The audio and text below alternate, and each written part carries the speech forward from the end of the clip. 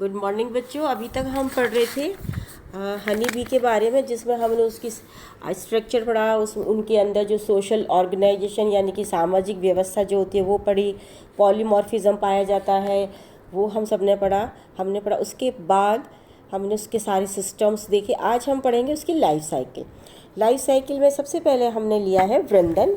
वो वृंदन क्या होता है ये जानेंगे।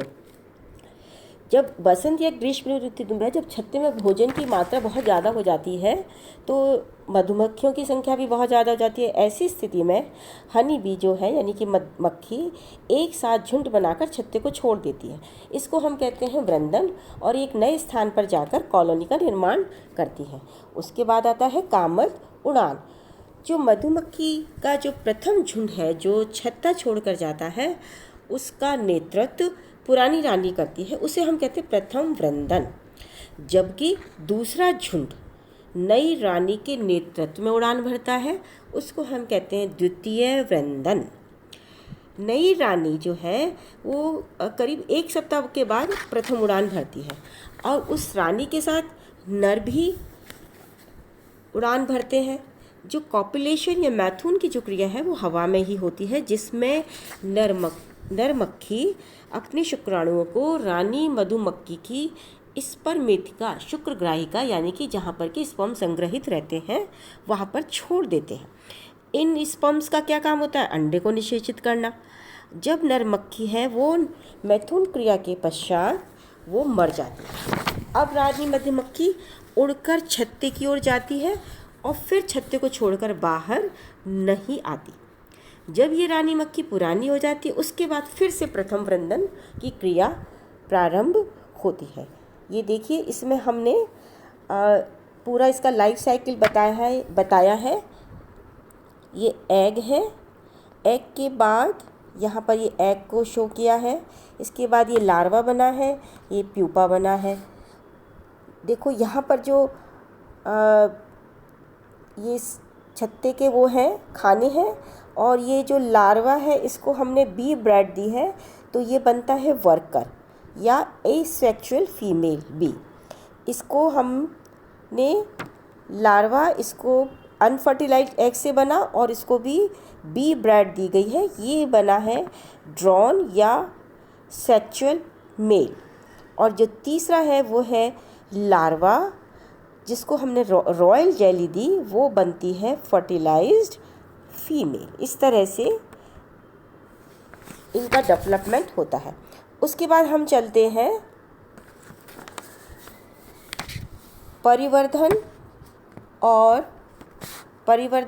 और जाति निर्धारण।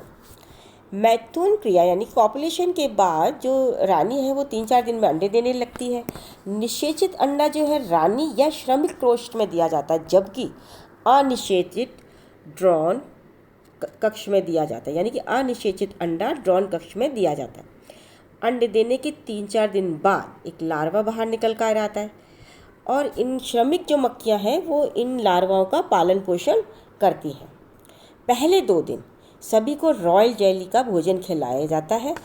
बाद में जिसको रानी बनना होता है उनको पूरी लाइफ रॉयल जेली दी जाती है, जबकि जो श्रमिक और ड्रोन हैं उनको तीसरे दिन से ही भोजन में से रॉयल जेली की मात्रा तो कम कर दी जाती है और शहद की मात्रा बढ़ा दी जाती है।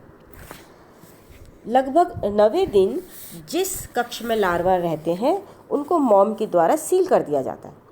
अब इसमें क्या होगा, लार्वा जो अवस्था है वो प्यूपा में बदल जाएगी। इस दौरान लार्वा अपने चारों तरफ एक पतला रेशमी कोकून स्त्रावित कर लेता है। जो रानी मक्खी बनने में लगभग 13 दिन लगते हैं, श्रमिक में 18 दिन और ड्रोन में 21 दिन लग जाते हैं।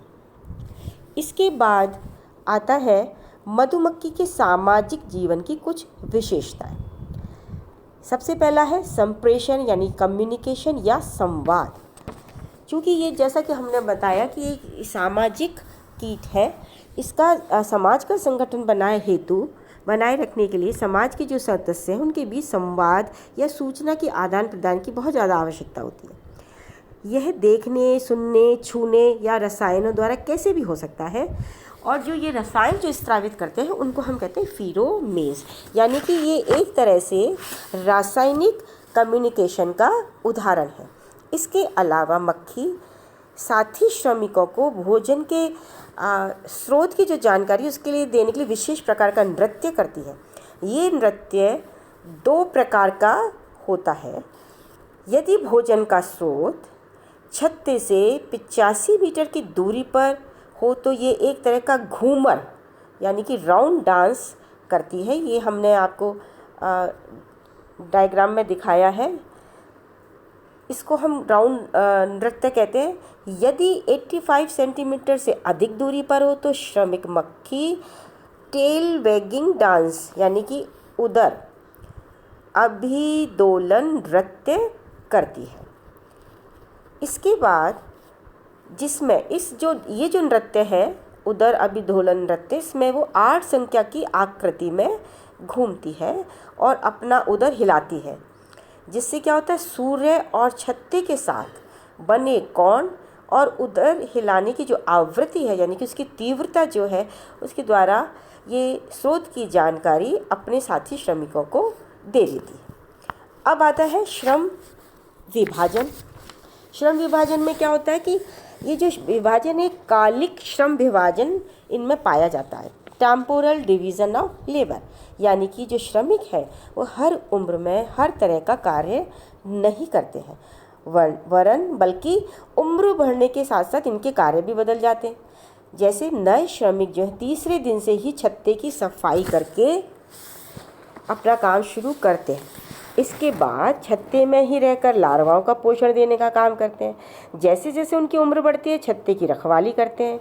बड़ी उम्र के जो श्रमिक हैं वो छत्ते से बाहर भोजन ढूंढने का कार्य संभालते हैं, क्योंकि इनमें परागकण लाने के लिए इनके जो पोस्टीरियर या हाइंड लेग्स हैं उन पर पराग टोकरी पोलन बास्केट विकसित हो जाती है और मकरंद लाने के लिए इनमें क्रॉप भी विकसित हो जाती है।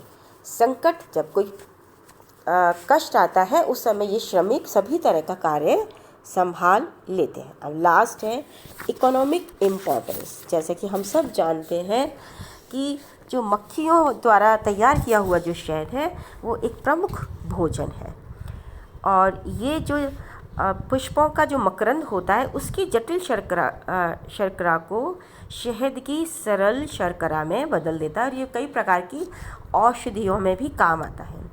इसके अलावा छत्ते में जो हमें मोम प्राप्त होता है वो भी हमारे लिए बहुत लाभदायक है, चिकित्सा में भी काम आता है और इनके द्वारा पौधों में परागकण भी होता है, अतः यह कृषि के लिए भी बहुत ज़्यादा उपयोगी है। उसके पश्चात लास्ट आता है एपीकल्चर। एपीकल्चर का मतलब मधुमक्खी पालन। पहले समय में क्या होता था, शहद प्राप्त करने के लिए मक्खियों को धुआं करके उड़ा देते थे, शेष को मारकर छत्ते को निचोड़कर मधु प्राप्त कर लेते। लेकिन यह शहद शुद्ध नहीं होता था, इसलिए धीरे धीरे वैज्ञानिक इस विधि द्वारा उन्होंने इसको बदल दिया और इसका पालन करने लगे, कृत्रिम रूप से पालन करने लगे, जिसको हम कहते हैं एपीकल्चर। इनको आर्टिफिशियल छत्तों में पाला जाता है जिनमें बड़े बड़े जनन कोश मोम की परतें होती हैं। इन्हें कॉम्ब फाउंडेशंस कहते हैं और इनमें मोम को कोश बनाने तथा मधु यानी कि शहद इकट्ठा करने के लिए आकर्षित किया जाता है और अंत में मधु यानी कि शहद इकट्ठा करने के लिए अन्य कोश में उसको स्थानांतरित